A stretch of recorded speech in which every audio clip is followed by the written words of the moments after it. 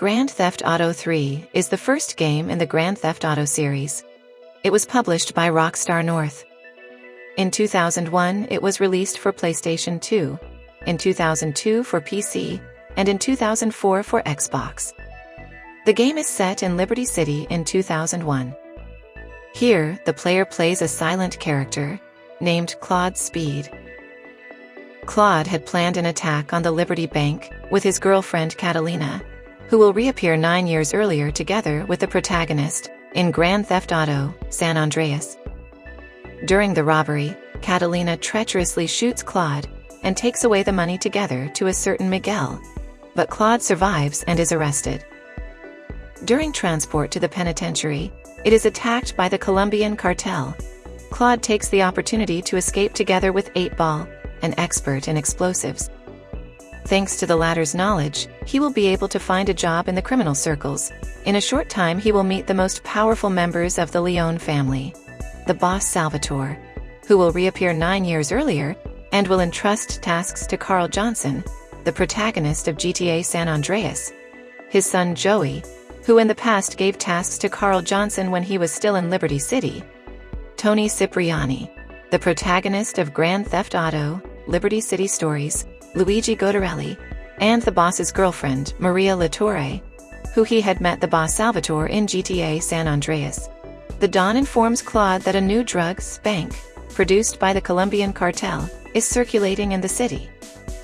By following a trader from the Leone family, you will discover that the spank factory is located on a container ship in the port of Liberty, and in command of the Colombians there is a man named Miguel and his girlfriend, who will be none other than Catalina.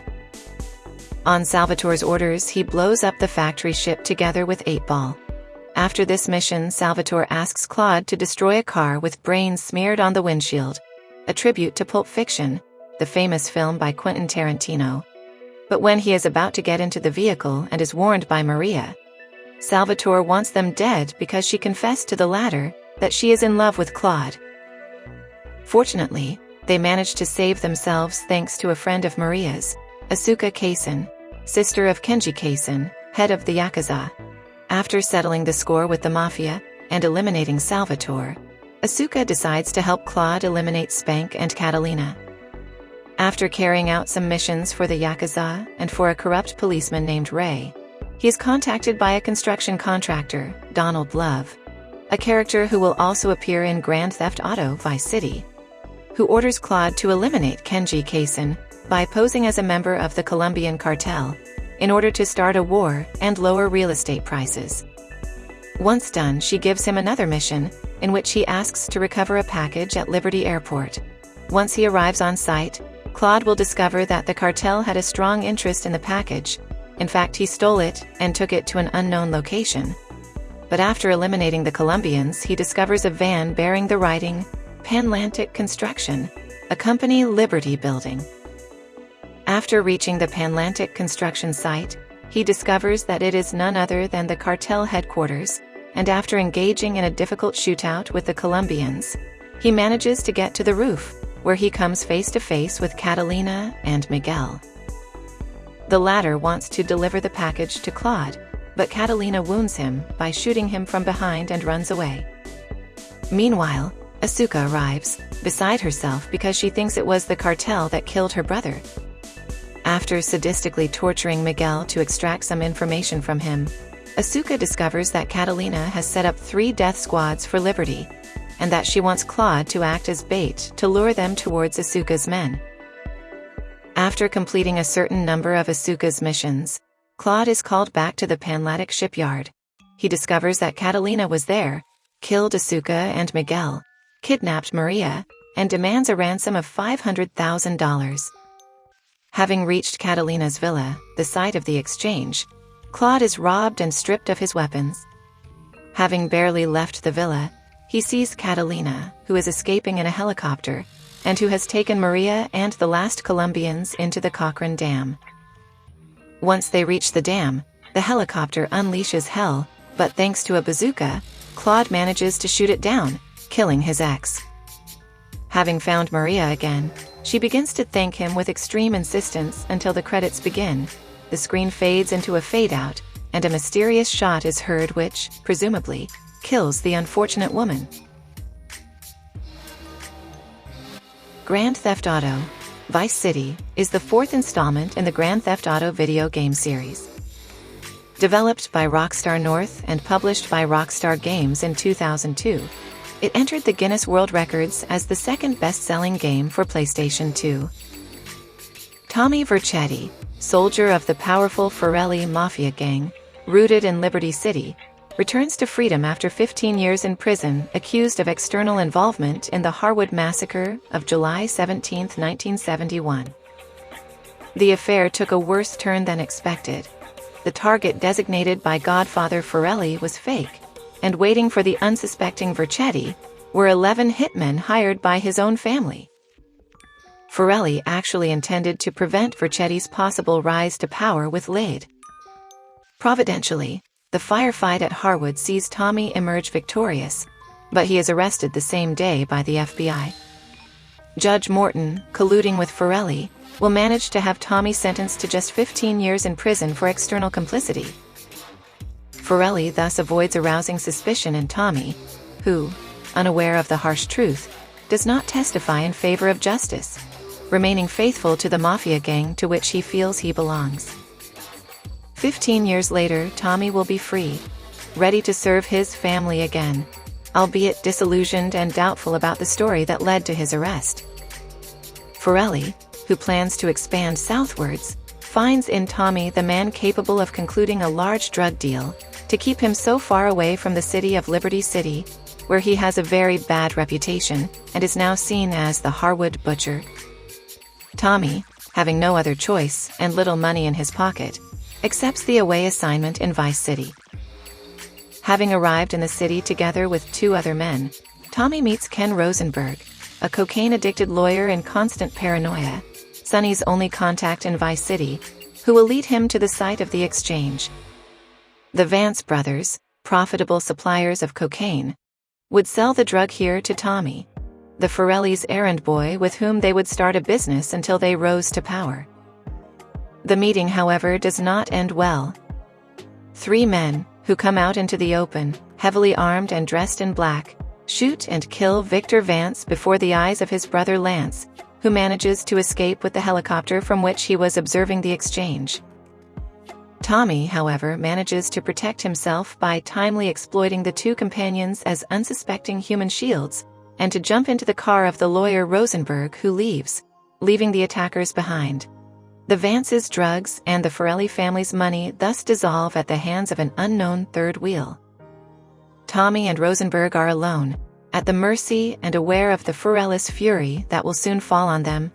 After staying in a hotel, Tommy tells the outcome of the meeting to Sonny, who, enraged by the loss of the drugs and the money, threateningly demands their return.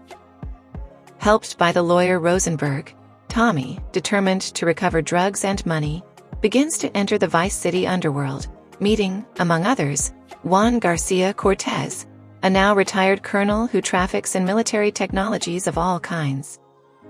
At the Club Malibu, he met Kent Paul, of English origins, with various contacts in the music field as well as manager of Love Fist, a well-known Scottish hair metal group.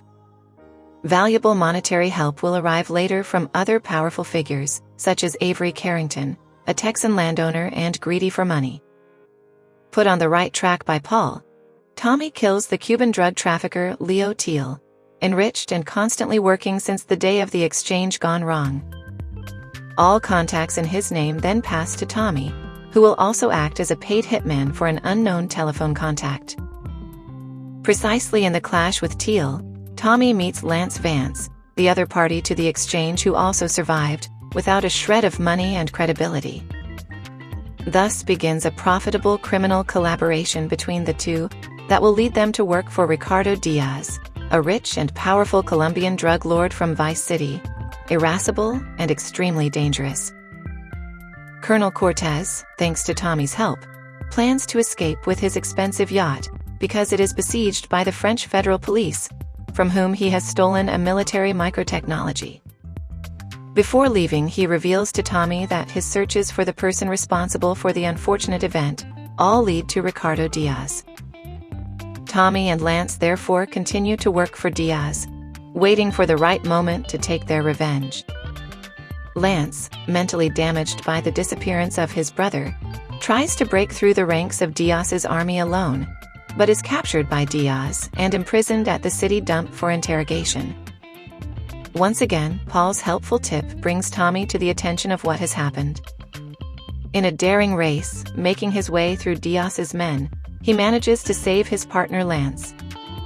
He first warns him, then the two decide on the big step, to bring down Diaz's empire.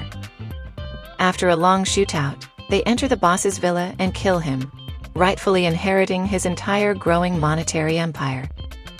The rise to power has begun, but Sonny Forelli, still Tommy's godfather, certainly does not remain unaware of it. He demands a share of the profits, as well as all the money and drugs lost in the deal. Helped by Avery Carrington, an old entrepreneur and landowner, Tommy begins to buy properties and businesses: the luxurious Malibu Club, the Kaufman Cabs Taxi Depot, an old printing press where fake banknotes are printed, a shipyard, an ice cream factory called Cherry Popper's Front, for drug distribution, the Sunshine Autos dealership, the Pole Position Lap Dancing Club, and Vice City's film studio, Interglobal Films. The criminal empire of Vercetti, Vance, and Rosenberg grows dramatically. Through Teal's contacts, Tommy begins to work for Umberto Rabina, a cowardly and horny Cuban crime boss. He is the key to gaining the respect of the local gangs, at the cost of making an enemy of the Haitian gang, led by the elderly Aunt Paulette, for whom he works under the treacherous effect of a powerful drug. Having organized a bank robbery, he meets Phil Cassidy, an ex-Marine in Vietnam, cocaine addict and producer of a particularly hallucinogenic swill. He is the main contact providing him with firepower. Among the other characters he meets are Steve Scott, a wacky hardcore director, Candy Sucks, a silicone porn star, and Mercedes, Colonel Cortez's daughter, who will become a close friend of him.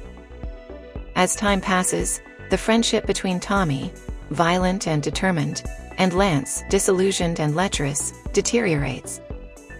Lance feels, over time, not appreciated enough for the help he gave Tommy. The two remain in business, but the boss Forelli cannot wait any longer. His arrival in person in Vice City is imminent. The meeting takes place in the heart of Vercetti's empire, the luxurious villa that belonged to Ricardo Diaz. The meeting takes place between Tommy, Rosenberg, Vance, and Sonny, who rightfully demands his share in his soldiers' activities. Aware of the enormous danger and the strength that the Forelli family has, Tommy wants to try to accommodate everyone to avoid wars. He therefore decides to make the payment with 20 million fake dollars, and thinking about a possible external collaboration. The meeting takes place as expected, but the cruel truth comes to light. Lance has handed over all the assets he acquired to Sonny and the Forelli family by stabbing his partner in the back, who is now alone again. The counterfeit money plan, already discovered in advance by Sonny through Lance, fails, and we move on to the violent firefight in which Tommy manages to kill the friend who betrayed him and his former boss, who, shortly before, he had revealed to him the whole truth about the 15 years of imprisonment and the false murder he had commissioned. The epilogue takes place on the stairs of the luxurious villa, with Tommy and Rosenberg, the only companion who has actually been faithful to him at all times.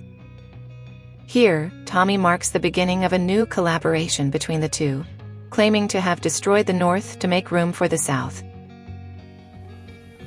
Grand Theft Auto: San Andreas is a game developed by Rockstar North, a subsidiary of Rockstar Games. The game was released for PlayStation 2 in October 2004. Carl is forced to return to San Andreas following the death of his mother, Beverly Johnson. As soon as CJ arrives, he is stopped by Frank Tenpenny, a corrupt policeman who falsely accuses him of the murder of Agent Pendlebury, forcing him to make himself available to him. His friends and brother welcome him as a coward who ran away to escape his responsibilities, but Carl will rehabilitate himself in their eyes by reviving the gang, which in the meantime had decayed due to internal conflicts, drugs, and the clash with the Ballas. He will also meet Cesar Villalpando, his sister Kendall's boyfriend, entering the world of illegal racing, and Jeffrey O.G. Lock-Cross, a rather eccentric young member of the Grove family, with the dream of becoming a rapper. He will be forced to flee Los Santos when Ryder and Big Smoke, betraying him with the Ballas, ambush him during a firefight with the rival gang. Arrested, the two brothers will however have a different fate. While Sweet will be imprisoned, Carl will be taken away from Los Santos. He will then begin working with Tenpenny, the Chinese triad leader Wu Zimu, a hippie named The Truth, and T-Bone Mendez, Big Smoke's drug supplier. Carl thus arrives in the second city, San Fierro, where he will start working in a body shop with Caesar, and kill T-Bone and Ryder in a match. Subsequently, in the third and final city of Las Venturas, he will have to work with Woozy in a casino, and deal with the mafia and the godfather of a rival family, Salvatore Leone. With the help of Mike Torino, an agent from a government agency, Carl secures release for his brother Sweet. The two brothers thus begin to impose their control of the Grove gang on Los Santos again. Meanwhile, a very violent riot breaks out in the city following Tenpenny's acquittal after his trial for corruption, drug trafficking, and sexual violence. CJ takes advantage of the situation to help his friend Caesar to regain the territories lost by his gang, the Barrio, and to definitively impose control over all of Los Santos. In the final mission, Carl will have to reach Big Smoke's crack house. Covered by the confusion of the revolt, CJ will manage to eliminate his bodyguards, and will find himself involved in a direct clash with Smoke, killing him. In his last acts of life, he will reveal that he betrayed Grove because it was his chance to become rich and famous. Tenpenny intervenes and, after causing an explosion, escapes on a fire truck. Carl catches up to him, but the truck falls off the bridge over Grove Street and onto the road. Tenpenny will shout at Carl and the others that he has managed to conquer the city. From this moment on, after Tenpenny's death, the revolt calms down.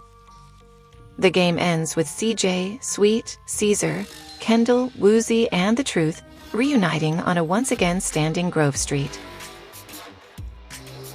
GTA Vice City Stories. Victor Vic Vance, the protagonist of the story, is a 28-year-old Dominican Marine who is forced to financially support his relatives in order to pay for the expensive medical treatment of his brother, who is seriously ill with asthma, Pete. Vic is transferred to the Fort Baxter military base in Vice City, where he waits to be transferred back to Cuba for a Marine mission. As soon as he arrives, he meets his sergeant, Jerry Martinez. Jerry is a man without values, who forces Vic to do dirty jobs for him. Vic is tasked by Jerry with recovering a package of marijuana, a package that is recovered and hidden inside the barracks dormitory, under Vic's bed. Unfortunately, the package is found by Vic's superiors, and he is dishonorably discharged for possession of narcotics. Vic then asks for help from Phil Cassidy, who he met in one of the jobs assigned to him by Martinez when he was still a Marine. After obtaining an apartment as a reward for some services provided to him, Vic will meet Phil's brother-in-law, Marty Williams, leader of a gang that controls the infamous area of the city. The latter often insults and mistreats his poor wife, Phil's sister, Louise Cassidy, and their newborn daughter, Mary Beth. Exasperated by the constant harassment she suffers, Louise decides to leave Marty and move in with her sister, where she will see Vic for some time. When Marty, in a fit of jealousy, kidnaps Louise, Vic saves her. Marty's gang is subsequently defeated by Vic himself, who takes control of it, making a lot of money. Sometime later, exasperated by his aunt's pressure, and eager to earn money like his brother arrives at the airport, Lance Vance. Together, they manage to rob Martinez in revenge, but the tension between the two brothers increases when Vic begins to suspect that Lance and Louise are just using him. The two learn that Martinez is not in charge of the drug trafficking in Vice City. In fact, he is only an ally of the powerful Mendez brothers, a well-known crime family in the city. Lance and Vic are thus forced to work for the Mendez in order to gather information. Unfortunately, the two Mendez brothers realize the deception, and Diego kidnaps Luis and Lance. Victor arrives on site and saves his brother, but unfortunately discovers that Luis has already been killed, just when they were about to get back together. Vic plans to take an army helicopter, the Hunter, to take revenge.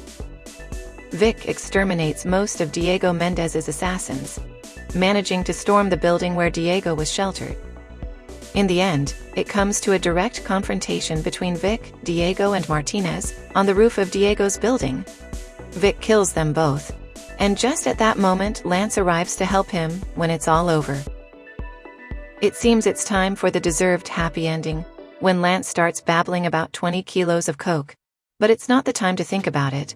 The two brothers fly off into the sunset, victorious.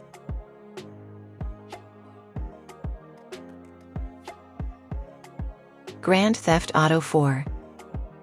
During the war, Niko Bellic and the other soldiers were betrayed by one of their own comrades. Only Niko, Florian Kravic, and Darko Breivik survived the massacre that followed. After the war, Niko finds work as a smuggler in the Adriatic Sea, under the command of Ray Bulgarin. Following the sinking of a ship, Niko is forced to abandon the vessel, and is therefore unfairly blamed for the accident by Ray Bulgarin. So, Niko makes the decision to flee to Liberty City, where his cousin Roman lives, also attracted by the hopeful emails he received from Roman, in which life in America is described as full of luxury, well-being, and above all, opportunities. Niko also learns that the person responsible for the betrayal during the war also lives in Liberty City, so the escape to America is an opportunity to settle accounts with the past once and for all. Having landed in Liberty City, Niko is welcomed by Roman, who accompanies him to his house. Having arrived at Roman's home, Niko understands that his cousin's promises are actually lies. The much-vaunted sumptuous villa is nothing more than a dirty studio apartment. The sports car is actually a ramshackle taxi, while Roman is just a poor entrepreneur heavily indebted. In particular, Roman has debts with a gang of Albanian loan sharks and with Vlad, a lieutenant of the Russian mafia. Niko then decides to help Roman in the family business, the Bellic Enterprise, a company that offers taxi services. Always to help his cousin settle his debts, Niko also works for Vlad, who entrusts him with the task of intimidating shopkeepers who refuse to pay protection money. Niko meets Mallory, Roman's girlfriend and future wife, and Michelle, a friend of Mallory's that Niko will start seeing. However, when he discovers that Vlad is having a romantic relationship with Mallory, Niko decides, despite his cousin's disapproval, to kill Vlad. After chasing him by car, Niko reaches Vlad, who is brutally killed and his body thrown into the river. The Russian mafia decides to avenge Vlad's killing, and Niko and Roman are kidnapped and taken to the house of Mr. Fostan, the boss who controls the southern area of Broker. Fostan chooses to spare the two because he considers Niko Bellic a valid collaborator. Niko then begins to work for Fostan and his partner Dmitry Raskolov, proving that he deserves the trust placed in him. However, Dmitry decides to deceive Niko and convinces him to kill Fostan, who had the son of Kenny Petrovic, another important representative of the Russian underworld, murdered. Niko trusts Dmitry and goes to Perestroika, Fostan's private club, where he kills Fostan and his henchmen. Dmitry then invites Niko to an old factory to discuss his compensation. Thanks to a tip from his friend Little Jacob, Niko discovers that Dmitry has cheated and betrayed him, and that he is a faithful friend of Ray Bulgarin. Bulgarin is still convinced that Niko robbed him. For this reason, he and his friend Dmitry try to kill him. But Niko manages to take out all their henchmen and escape from the factory with Little Jacob. The Russians set fire to Roman's house and taxi depot. Niko and Roman are forced to find refuge in Bohan, at the house of a relative of Mallory. In Bohan, Niko works for Manny Escuela and for Elizabeta Torres, a Puerto Rican drug dealer. He then meets Playboy X, a gangster who lives in Algonquin. However, the drug dealing activity in Bohan is discovered by the police thanks to Michelle. who turns out to be a government agent who had been following Nico's movements all along, posing as a friend of Mallory. Michelle is also the contributor to an important newspaper in Liberty City, the United Liberty Paper. Under blackmail, Nico is forced to work for the newspaper director, who promises him in exchange to help him in the search for the man who had betrayed Nico in the war. Meanwhile, Nico meets Ray Bacino, an Italian-American mafioso related to the Pegorino family, through Patrick McCreary, with whom he had carried out some tasks for Elisabetta Torres. Nico becomes a collaborator of Ray, who also agrees to help him in the search for his man. Nico will later also be introduced by Ray to two other members of the family, Phil Bell and the boss Jimmy Pegorino, for both of whom Nico will carry out important missions. In the meantime, Nico becomes friends with Patrick and the rest of the large McCreary family. In particular, he will begin to date Packy's sister Kate McCreary, with whom he will be linked by a deep emotional bond. Thanks to Ray, Nico manages to track down Florian Kravik, who in the meantime has changed his identity, now calling himself Bernie Crane. However, the meeting does not have the desired effects. Florian is not responsible for the betrayal, and he fled to America only because he was homosexual, and was not accepted in his homeland. However, Nico has another tip-off from the editor of the United Liberty Paper, who discovered the whereabouts of the other survivor, Darko Breivik, and led him to Nico. This time too, however, Nico remains disappointed. Darko is just a desperate drug addict who betrayed his platoon for a few dollars. The player will have the choice to kill him or spare him. Meanwhile, Jimmy Pegorino has managed to reach an important agreement with Dmitry Raskolov and the Russian mafia, and Nico is asked to act as an intermediary between the two parties. In exchange, he is offered a large sum of money. Two different endings therefore open up for the player. Nico agrees to come to terms with his archenemy Dmitry, and heads with Phil Bell to the place. Once again, however, Dmitry betrays Nico and ambushes him. However, Nico and Phil manage to cleverly kill all of Dmitry's henchmen and get their money back. Jimmy Pegorino thus becomes one of the most powerful criminals in Liberty City. Meanwhile, Nico receives an invitation from Roman to his wedding with Mallory. During the wedding, one of Dmitry's hitmen, who has come to kill Nico, mistakenly hits Roman, who is fatally wounded. Nico decides not to go any further in his battle against the Russians, but he and little Jacob decide to make Jimmy Pegorino pay, who is hiding in an old casino. Nico reaches Jim Pegorino's refuge, and after a long chase which sees Pegorino escape by motorboat, and Nico and Jacob chase him by plane, Nico takes out Jimmy Pegorino on Happiness Island near the statue of Carefree. Nico decides to take revenge on him, so he reaches Dmitry on the ship where he is hiding, the same one on which Nico landed in Liberty City. Then he carries out real carnage, killing all the Russians on the ship, until he reaches the hold where Dmitry is and takes him out. During Roman's wedding celebration, Jimmy and his henchmen kill Kate McCreary in revenge. Nico wants to avenge the death of innocent Kate, so he, Jacob and Roman head to Jimmy Pegorino's hideout. The mission takes place in a similar way to that of the finale Soldi, with the Italian-American boss being killed at the end. Grand Theft Auto 5. Michael Townley was a 47-year-old highly experienced bank robber, living under the FIB's Witness Protection Program. He has a wife, Amanda, a spendthrift, and two children, Tracy and Jimmy, who have gone down bad paths, feeling neglected by their parents who are busy arguing.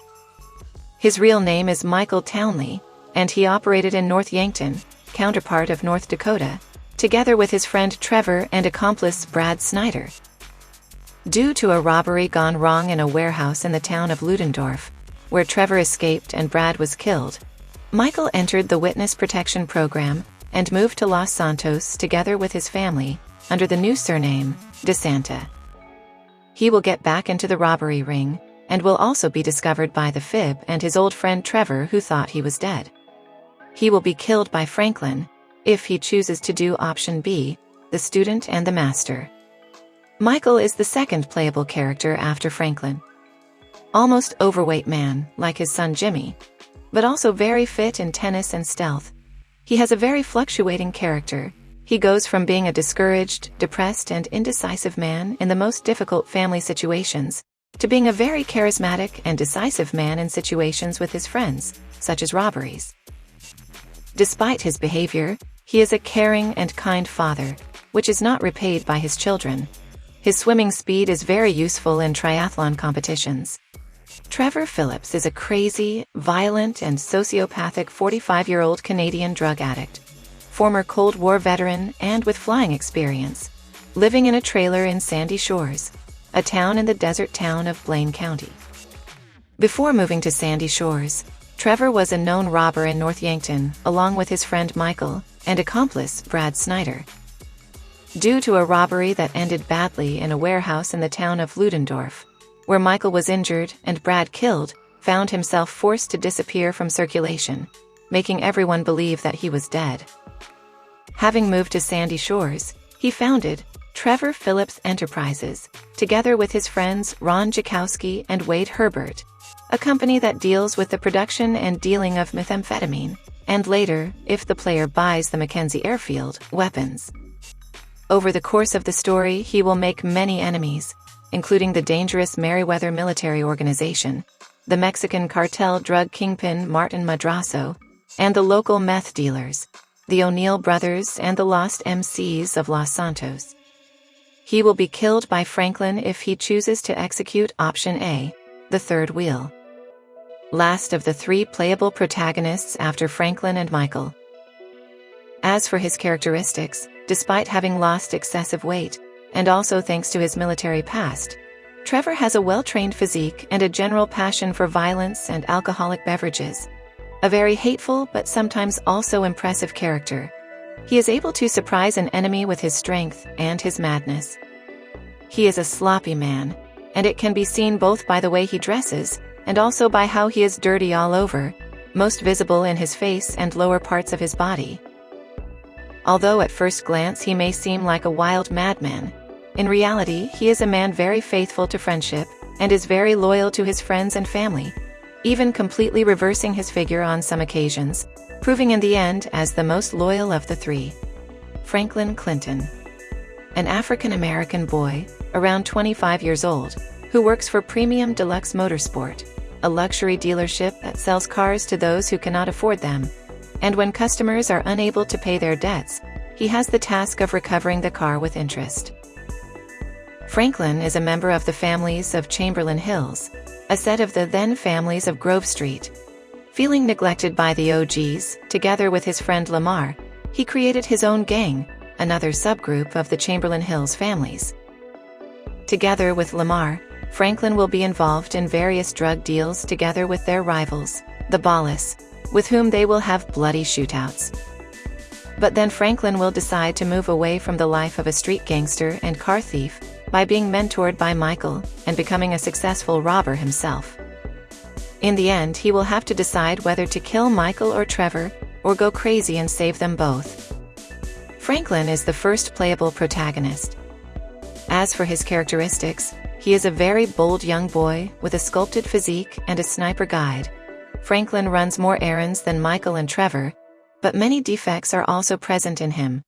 For example, he cannot swim as fast as the other two would, and he has little ability to be furtive.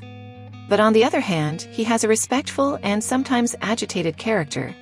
But we notice that he is always submissive by the two, and his behavior is not too surprising. He will be forced to bankrupt Premium Deluxe Motorsport and leave his daily life as a gangster in order to put himself completely at the service of Michael and Trevor as an apprentice robber. He gets along very well with Jimmy, Michael's son. Artificial intelligence sees GTA 6 begin with a prologue set in Brazil in 2003, where twins, Jason and Lucia, are separated after the death of their parents at the hands of the drug cartel. Jason is adopted by an American family and grows up in Florida. Lucia is raised by the cartel and becomes a bank robber. However, the main story of the game would take place in 2020, between Vice City and Rio de Janeiro. Jason has become an FBI agent and is sent to Vice City to investigate the drug cartel. Lucia is still active in the cartel and tries to take revenge for the death of her parents. In Vice City, the two twins meet, and after a series of events, decide to work together to defeat the cartel. According to the AI, GTA 6 could explore the theme of family through the relationship of the two twins. Jason and Lucia may start the game as enemies, but as they get to know each other, they may begin to build a relationship. In the end, they may discover that they are more similar than they thought. Rio de Janeiro would be the backdrop to the act of the story, during which the two protagonists try to gather information about their parents, while Vice City represents the battleground with the upper levels of the drug cartel. During the story, the two twins may also discover that their family was involved in the drug cartel. This revelation could lead the twins to question whether they are willing to sacrifice their family to obtain justice. This would be a difficult and complex choice that would test the twins and the player, representing a climax moment for the game. Here we are. Of course we saw a short preview. You can see them whole in the YouTube channel of the voice actress and creator Giulia Segreti. She is a voice actress and actress. With her voice it brings strong emotions. She is Italian. In her videos you can also activate all the subtitles. Just go to the YouTube video options and then choose the language. We talked to Giulia. She uses her own voice in an innovative and particular way. È vero, non hai avuto un buon esempio, ma hai imparato a mie spese che dagli errori si impara e si diventa persone migliori. And she is popular on the web. She opens her self-titled YouTube channel and starts uploading audio readings of modern books in collaboration with male voice Baron Markeel. She also does commissioned audio readings from many female writers. Giulia and Baron are also a couple in real life. They met on the web. Senza di lui la maggior parte del lavoro non era possibile. Beh, ci siamo conosciuti attraverso la grande passione per il doppiaggio e per le letture. Giulia was looking for a male voice for her projects and then she learned that she was a neighbor. You have dubbed some important films and participated in various famous Italian TV programs. Giulia is also a Spotify artist. She realizes with her voice covers of her recited. She's a writer. She has acted in the theater in various shows and fairs. For some years she was also the speaker on the radio and currently she is the voice of important radio commercials. Her voice is also on Audible. In fact, she also makes audiobooks. In short, she does many things in one day. She likes to tease with her voice and has managed to work with her voice. She loves animals, she loves being with her boyfriend. It's hard to sum up her life. I suggest you visit her YouTube channel. There you can hear and see her work. While her private life and her other passions can be seen on Instagram. Io, insieme a voi, ho una lunga strada da percorrere. E mentre percorriamo insieme questa strada, altre persone si uniranno.